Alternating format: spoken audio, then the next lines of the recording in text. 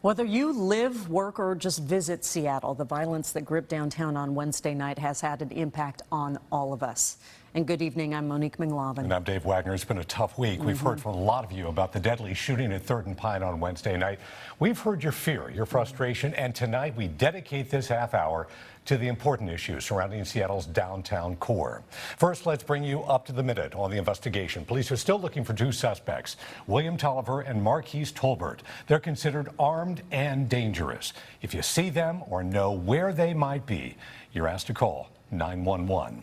The King County Medical Examiner identified the woman killed as 50-year-old Tanya Jackson. She died from a gunshot wound to her torso. As of this airing, 2 of the 7 others shot remain in the hospital. One man is in satisfactory condition and a woman is in serious condition. Harborview Medical Center released a 3rd shooting victim, a 9-year-old boy named Judah.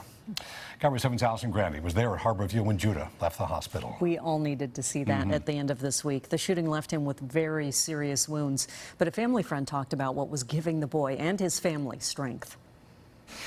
They told us Judah is shy and that he might not say anything as he left the hospital, but he didn't have to. You could see how well he's doing. He's heading back to Port Orchard, a survivor. 9-year-old Judah was pushed down the hallway in a wheelchair 48 hours after he was shot. A bullet shattered his left femur. After surgery yesterday, today he's headed home. His family says he's remained calm during the entire ordeal, his faith giving him strength. Judah was shot outside the McDonald's at 3rd and Pine on Wednesday. I remember just walking down the street with his friends and his parents and started to hear gunshots, and then next thing he knew, he was on the ground. Judah, his family, and fellow Jehovah's Witnesses were walking from the Pacific Science Center to the ferry dock when they were caught in the middle of a shootout. It shattered Judah's femur, but a surgeon at Harborview put it back together like a jigsaw puzzle. Judah was just feet from the woman who was fatally shot. She was identified late this afternoon as 50-year-old Tanya Jackson. Jackson was a longtime resident of Plymouth Housing that helps people transition from homelessness into supportive housing. Her close-knit community is grieving. The 55-year-old woman shot in the stomach also lives at Plymouth Housing. She's still at Harborview. So is a 32-year-old man. Judah was surrounded by family and friends at the hospital. He was loaded into an SUV outside. He got settled in for the drive back to Port Orchard.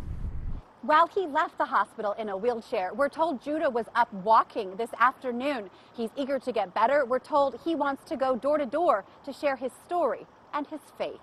In Seattle, Allison Grande, KIRO 7 News. Unbelievable that he was walking. Well, you at home have told us these issues surrounding safety are so important. We feel they are as well. So when we decided to put this special together, we reached out to Seattle Mayor Jenny Durkan, Police Chief Carmen Best, and King County Prosecuting Attorney Dan Satterberg. We asked them to appear on this program. We wanted to bring your questions to them.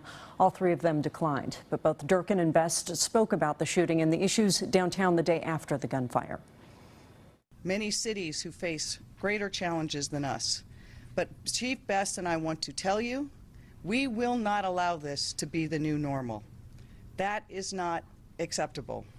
We know that gun violence is preventable, and in the city of Seattle, we are taking urgent action to stop this cycle of violence. Let me be clear. Seattle is one of the safest major cities in the country. You know, major cities everywhere are dealing with issues of gang and gun violence. We're not immune to that. But, you know, in comparison, we're a very safe city on this very issue. Well, Satterberg's office said it was working nonstop with Seattle police on the case, saying in part, quote, "We had prosecutors at the scene who worked with the law enforcement throughout the night, continuing into today, and will continue to do so as long as it takes to ensure that those responsible for this violence are in custody." Now, we are going to follow up on how his office has handled these 2 suspects in the past during the prior 75 times between them that they've been arrested.